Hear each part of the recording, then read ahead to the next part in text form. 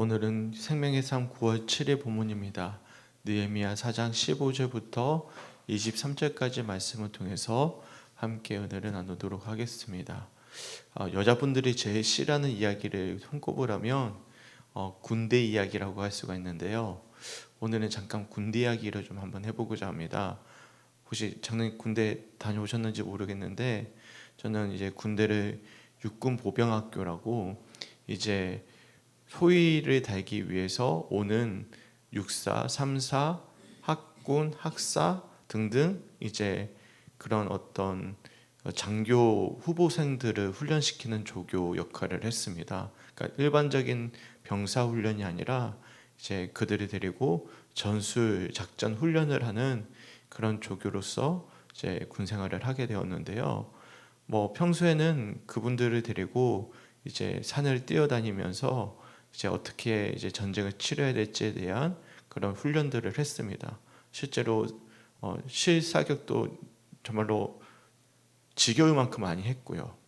여러 가지의 무기도 다 사용을 하고 어떤 흔히 말해 워게임이라 그러는데 실제 전쟁 게임처럼 그런 분들을 산을 타고 다니면서 훈련시키는 그런 어떤 조교 역할을 하게 되었어요.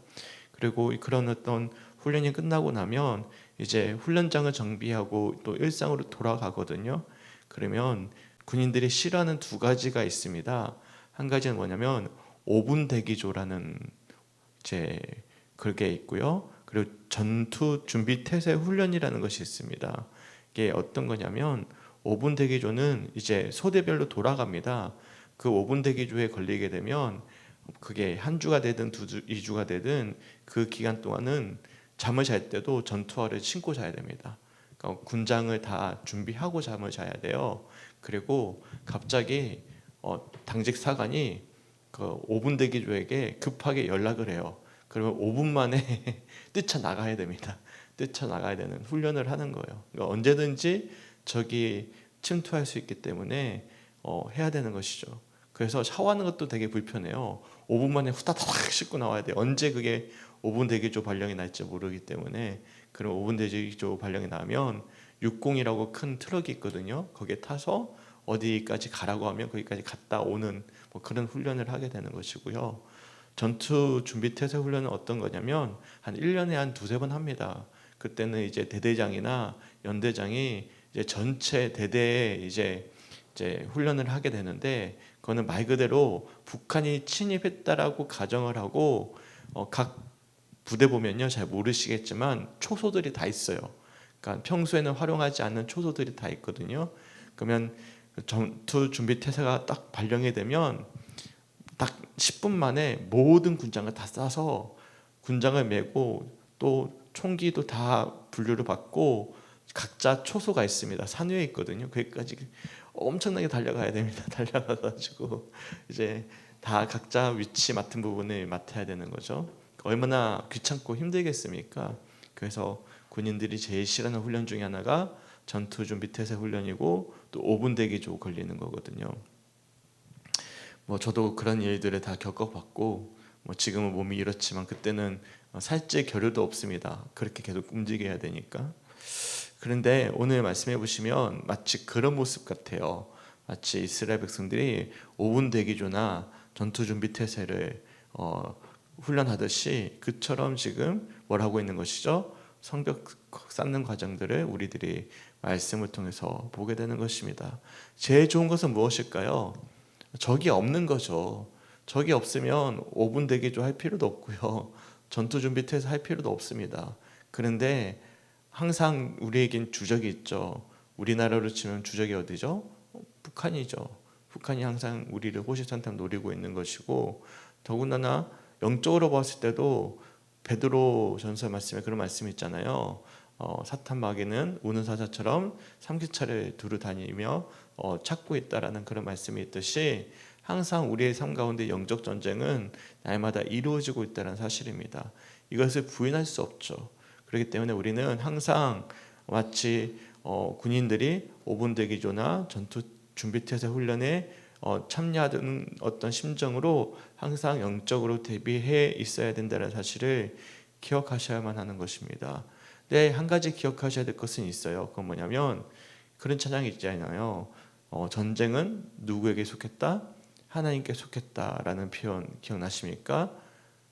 갑자기 그 찬양 기억이 안 나는데, 여하튼 세상의 물국 시험이 내게 몰려올 때에, 그 찬양 아시죠? 전쟁은 하나님께 속한 것이다, 이렇게 고백을 하게 되는데, 마찬가지로 오늘 본문 말씀에서도 이렇게 고백을 합니다. 15절 말씀 보십시오. 15절에 이렇게 말씀하는데, 우리의 대적이 우리가 그들의 의도를 눈치챘다 함을 들었느니라. 하나님이 그들의 꾀를 피하셨으므로 우리가 다 성에 돌아와서 각각 일하였는데, 라고 말씀하고 있죠. 어제 말씀 혹시 기억나십니까? 산발락과 도비아를 비롯한 주변의 동서남북 모든 지역에 이스라엘을 대적하는 사람들이 그들을 비방하고 또한 대적하고자 준비를 하고 있었습니다. 그때 여러 이스라엘 백성들이 동요를 하죠. 하지만 느헤미야는 담대하게 그들에게 다시금 사명을 재부여하고, 그리고 군비랑 군사들을 준비시켜서 이제 그들을 방비할 수 있도록 대비를 하게 되는데요. 느헤미야가 참 훌륭한 이유는 보면 오늘 본문에서도 뭐라고 고백하고 있냐면, 이게 내가 했습니다, 내가 준비했습니다 라고 고백하지 않고 하나님이 그들의 꾀를 패하셨다라고 말씀하고 있어요. 그러니까 전쟁이 누구에게 속해 있음을 고백하고 있는 것이죠. 하나님께 속해 있습니다라고 고백하고 있는 것입니다. 여기서 그들의 꾀를 패하셨다라는 표현이 있죠. 패하셨다. 이 패하셨다라는 표현의 원어를 보면 분쇄하다, 깨트리다, 취소하다라는 의미를 담고 있습니다. 그러니까 하나님께서 이 산발락과 도비에를 비롯한 대적자들의 어떤 의도들을 다 분쇄시키시고 깨트리시고 취소시키셨다라고 고백을 하고 있는 것이죠. 그러니까 느헤미야의 훌륭한 믿음의 태도예요. 이 모든 것들이 하나님께 속해 있기 때문에 우리가 두려워할 필요도 없고 염려할 필요도 없는 것이죠. 그래서 우리가 각각 일을 하면 된다라고 고백을 하고 있습니다. 하지만 이 느헤미야가 단순히 이 믿음의 전쟁을 하나님께만 맡겨두진 않았습니다. 전쟁은 하나님께 속해 있지만 분명한 사실은 우리는 5분 대기조처럼 또한 우리는 영적으로 준비되어져 있어야 된다는 사실이죠. 보시면 16절 말씀해 보시면, 그때부터 내 수하 사람들의 절반은 일하고 절반은 갑옷을 입고 창과 방패와 활을 가졌고 민장은 유다 온 족속의 뒤에 있었으며, 라고 말씀하고 있죠. 그러니까 절반은 일을 하게 하고요, 절반은 이제 실제적으로 그들을 대비할 수 있는 군대를 이제 만들어서 대비하게 한 것이죠. 당연히 조금 이 건축 과정이 늦어질 수 있습니다. 한꺼번에 같이 일을 해서 쌓아버리면 한순간에 완성될 수 있겠죠. 하지만 분명히 지금 적들이 호시탐탐 노리고 있기 때문에 이 느헤미야가 지혜를 내서 반반 나누게 한 거예요. 반반 나눠서 반은 건축을 하고 반은 대적자들을 대적할 수 있도록 준비시키고 있음을 우리들이 알 수가 있는 것입니다. 흔히 말하면 그래 믿음으로 가면 되지 뭐 하나님이 하시는데 뭐 우리가 해야 될 것만 합시다 하고 그냥 밀고 나간 것이 아니라, 제가 이번 주 초반에 그런 말씀 드렸잖아요. 느헤미야는 굉장히 치밀하고 굉장히 계산적이고 굉장히 세밀한 사람이라고 제가 말씀드리지 않았습니까? 하나님은 그런 사람들을 통해 일하시는 것 같아요. 굉장히 예민하게 반응하는, 또한 철저하게 준비하는 그런 느헤미야의 태도를 16절 말씀을 통해서도 살펴볼 수가 있는 거예요. 무작정 믿음으로 나가는 것이 아니라 그 믿음을 바탕 아래에 최대한 지혜를 짜내서 미리 이것들을 방비하고 있음을 우리들이 말씀을 통해서 알 수가 있어요. 그러니까 많은 백성들이 어떤 마음이 들까요? 리더가 이처럼 철두철미하게 준비를 하니까 신뢰감이 생기지 않겠습니까? 사실 우리가 지도를 보지 않았어요. 생각보다 이게 큰 성벽입니다. 비록 히스기야 왕 시대의 성벽에 비하면 초라해 보일 수 있겠지만 솔로몬 왕 시대의 거의 성벽과 비슷한 크기거든요. 그걸 단순간에 수복한다라는 것이 결코 쉽지 않잖아요. 그러니까 모두 다 합력하여 힘을 내야만 쌓을 수 있는 성의 크기였거든요. 그런데 이 리더가 굉장히 믿음으로 분명하고 동기부여를 분명하게 선언하고 더군다나 지혜롭게 이것들을 대처하니까 17절 말씀 보십시오. 17절에 이렇게 말씀합니다.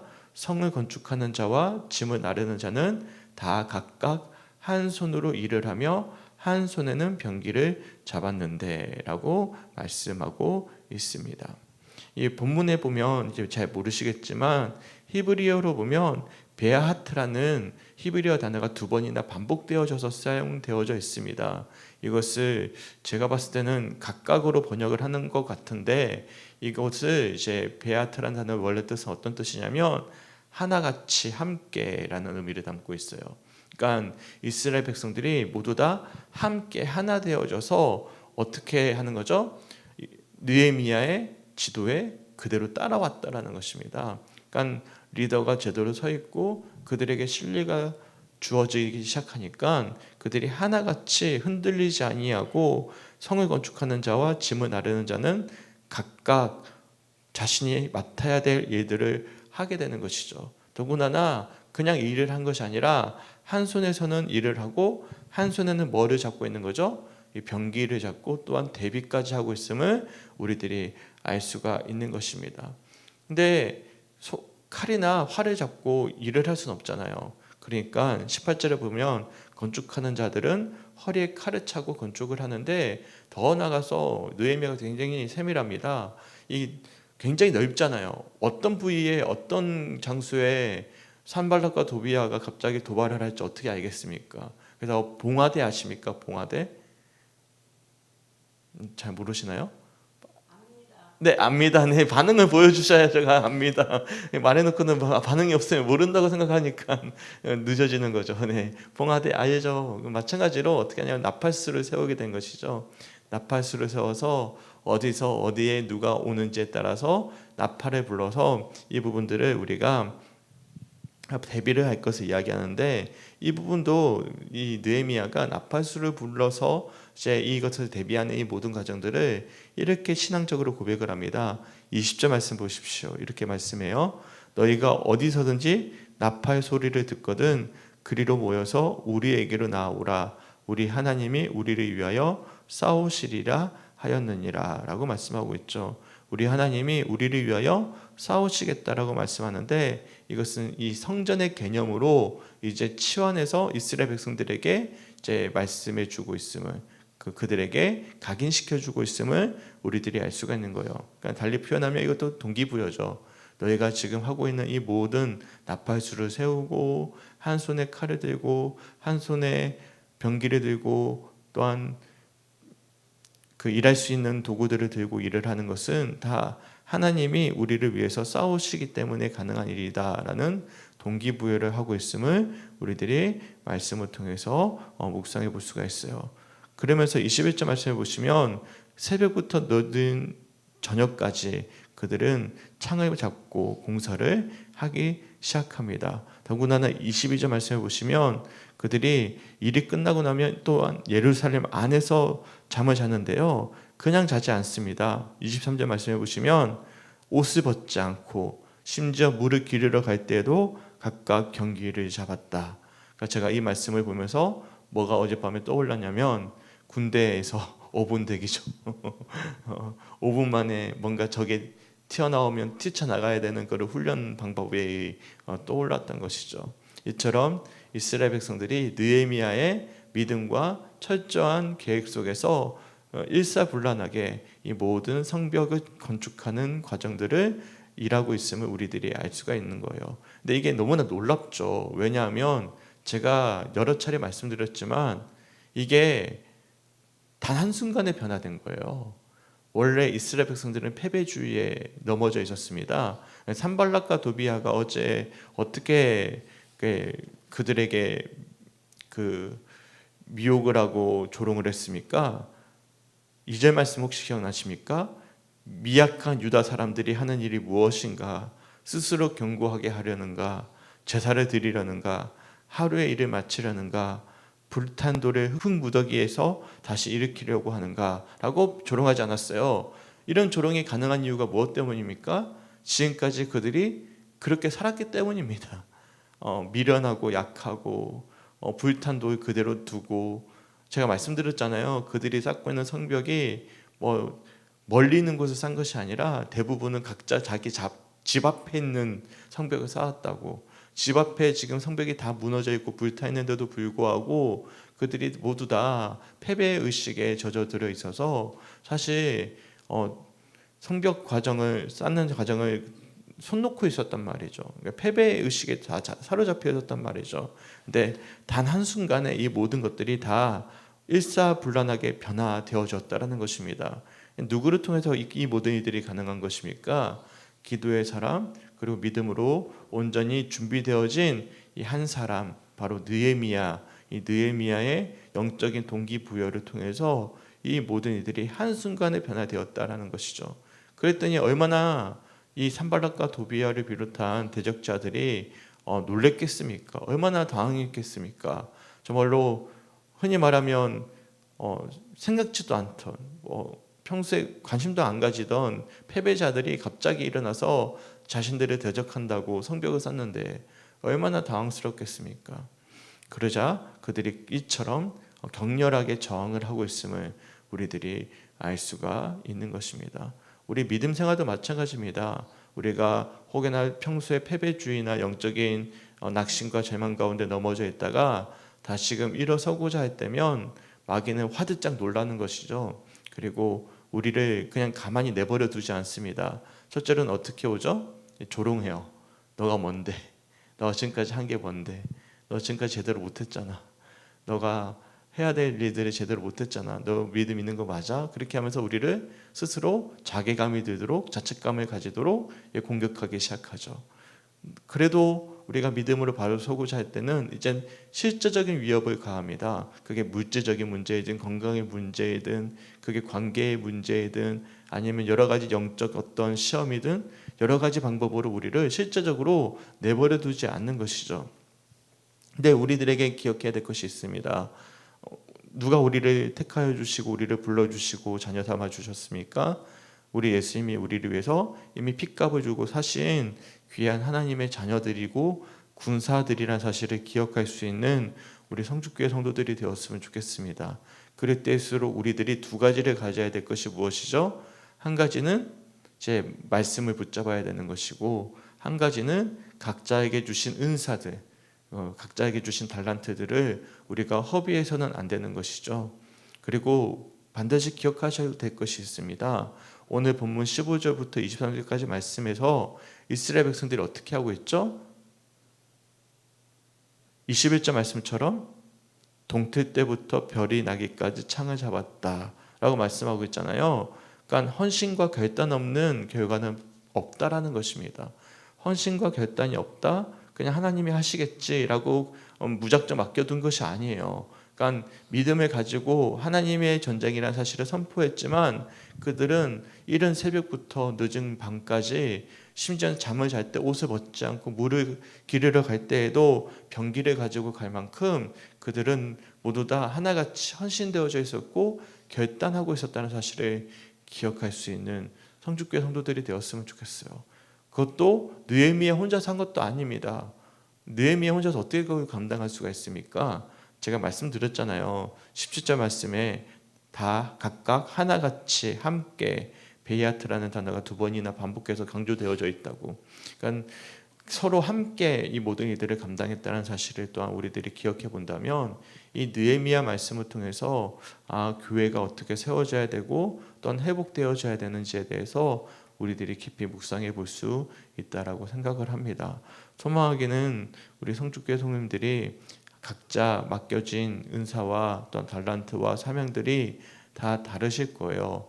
교회를 향한 마음도 다르실 것이고 또한 필요한 일들을 하나님이 보내주셨습니다.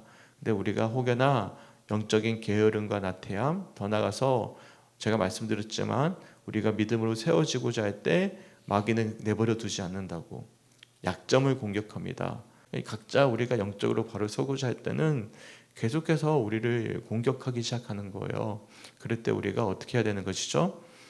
깨어서 우리가 아침부터 늦은 새벽부터 저녁까지 우리가 맡겨진 사명을 감당하고자 우리가 기도하며 또한 각자 주어진 일터에서 최선을 다할 때 하나님 분명히 헌신과 결단 없는 결과는 없듯이 헌신과 결과를 통해서 또한 아름다운 교회와 또 우리의 삶을 이루어가게 하실 줄 믿습니다. 소망하기는 우리 모든 성주교회 성도들이 이런 말씀들을 통해서 함께 영적인 도전을 받고 함께 결단하면서 또한 이 성주 땅에 아름다운 교회를 세워감에 있어서 함께 헌신할 수 있는 우리 모든 성주교회 성도들이 되시길 주님의 이름으로 간절히 축원합니다.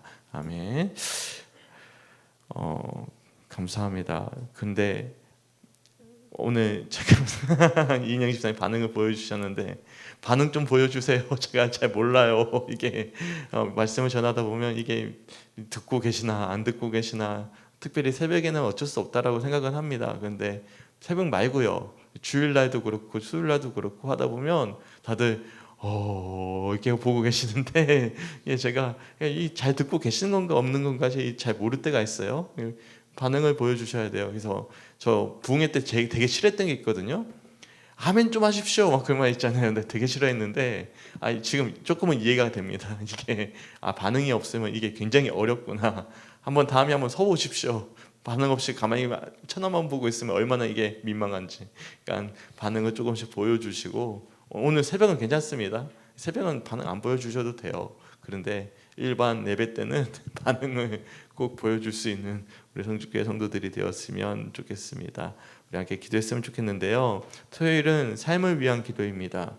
세 가지 기도 제목 읽어드릴게요. 첫 번째, 몸의 질병과 경제적 어려움 속에 있는 성도를 돌보시고 광야의 길을 걷는 동안 하나님 은혜의 손길을 경험할 수 있도록. 두 번째, 일상에서 하나님의 말씀이 내 속에서 살아 숨쉬게 하시고 관념이 아니라 실제가 되도록. 세 번째, 미디어와 세상의 다른 즐거움이 성도의 영적 생활을 방해하지 않도록 함께 기도해 주셨으면 좋겠습니다. 우리의 삶을 위해서. 그러니까 지금 느헤미야의 말씀도 마찬가지잖아요. 한 손에는 사실상 병기를 들고 있고 한 손에는 평소에 일할 수 있는 도구를 들고 있단 말이죠. 우리도 두 가지를 병행해야 됩니다. 영적 생활과 함께 일상의 삶 속에서도 우리가 믿음의 여정을 잘 걸어갈 수 있도록 잘 준비할 수 있고 또한 최선을 다할 수 있는 우리 모든 성주교회 성도들이 되시길 주님의 이름으로 간절히 축원합니다. 그리고 내일부터 이제 우리 전도사님 이제 교회학교 이제 사역을 아직은 이제 인수인계 과정 가운데 있기 때문에 이제 함께 하시겠지만 함께 기도해 주셨으면 좋겠고, 이번 주일 오후 예배 때 우리가 끝나고 나면 이제 그 방을 좀 정리를 좀 해서 이제 사역을 제대로 하실 수 있도록 좀 도와드리고자 합니다. 본당 컴퓨터는 제가 어제 손봤습니다. 손봐서 PPT 넘어갈 때 막 버벅거리고 막 그랬잖아요. 그거는 이제 고쳤고요. 이제 여러 가지로 어제 본당에 있는 어떤 컴퓨터나 다른 부분들을 좀 손을 봤는데 이제 참고해 주셨으면 좋겠고, 이번 주일날 예배를 위해서 기도해 주셨으면 좋겠습니다. 이번 주일날 말씀은 우리 예수님이 양의 문이다라는 주제거든요. 궁금하지 않아요? 뭔가 좀 이상하지 않습니까? 양의 문이다. 이게 딱 와닿지 않죠. 양의 문이다. 저는 개인적으로 굉장히 은혜가 됐거든요. 그래서 같이 은혜가 되는 말씀이 되어졌으면 좋겠고, 또한 우리 모두를 위해서 기도해 줄 수 있는 성주교회 성도들이 되었으면 좋겠습니다. 참고로 우리 조우자 권사님은 서울에 올라가셨습니다. 그래서 2달 동안 안 내려오세요. 이제 수영장 공사가 있어가지고 이제 매점을 할 수 없어서 2달 동안 올라가 계시는데 번외로 우리 조우자 권사님 이제 자기 원래 섬기고 있던 교회 꼭 나가서 들으시라고 하는 말씀이에요. 꼭 나가서 예배 잘 들으시고 믿음 생활 잘 하셨으면 좋겠고요. 여튼 여러모로 우리 성도님들을 위해서 중보함을 기도해 줄 수 있는 우리 성주교회 성도들이 되시길 주님의 이름으로 간절히 축원합니다. 아멘. 우리 함께 기도했으면 좋겠습니다. 하나님 너무나 감사합니다. 오늘 느헤미야 말씀을 통해서 느헤미야가 정말 전쟁이 하나님께 속해 있는 것임을 고백함에도 불구하고 한 손에는 일할 수 있는 도구와 한 손에는 병기를 가지고 이른 새벽부터 늦은 밤까지 심지어는 잠을 잘 때 옷을 벗지 않고 물이 기르러 갈 때에도 병기를 들고 갈 만큼 철두철미하게 맡겨진 일을 감당하고 있는 모습을 통해서 또한 우리 자신의 모습을 돌아보게 됩니다. 주님, 헌신과 결단 없는 아버지의 결과는 없다는 사실을 기억하게 하시고 각자 주어진 맡겨주신 은사와 달란트와 사명을 우리가 잊지 않게 하시며, 또 우리가 비록 영적 전쟁 가운데 넘어지고 실패할 때도 있겠지만 그럼에도 불구하고 전쟁은 하나님께 있음을 고백하는 심정으로 우리 영적으로 대적하며 믿음으로 승리해 나가기에 부족함이 없는 우리 모든 성주교회 성도들이 될 수 있도록 인도하여 주시옵소서. 삶 속에서 또한 우리의 믿음 생활 속에서 우리가 한쪽에 치우치지 아니하고 믿음의 균형을 이루게 하시고, 또한 어디서든지 우리가 정말로 호시탐탐 누리는 마귀와의 싸움에서 승리할 수 있는 우리 담대한 믿음의 군사들 될 수 있도록 인도하여 주시옵소서. 특별히 간절히 기도하기는 내 예배를 위해서 기도하기 원합니다. 우리 전도사님 새롭게 교회학교를 운영하실 때 하나님이 영광 받으시고 또한 아이들이 은혜 받게 하시며 또한 교회가 온전히 세워져 가기에 부족함이 없도록 우리 전도사님을 통해서 영광 받아주시고 일하여 주시옵소서. 더 나아가서 나는 양의 문이라 말씀하시는 예수님의 그런 말씀이 또한 우리 마음 가운데 깊이 새겨지는 은혜가 있게 하여 주시고, 또한 예배 후에 있을 아버지 교회 사무실 우리 공사에서도 우리가 합력하여 선을 이루어 아름다운 결과를 만들어낼 수 있도록 아버지 내일 있을 모든 예배의 과정 가운데 함께하여 주시옵소서. 특별히 우리 조자 권사님 2달 동안 아버지 서울에 올라가 계십니다. 하나님께서 함께하여 주시고 섬기는 베다니 교회에서 은혜 받게 하시고 또한 아버지 믿음 생활 잘 이어갈 수 있도록 인도하여 주셔서 2달 후에 더 밝은 모습으로 만날 수 있도록 주님 인도하여 주시옵소서. 감사드리며 우리를 사랑하시는 예수님의 이름으로 간절히 기도드렸습니다. 아멘.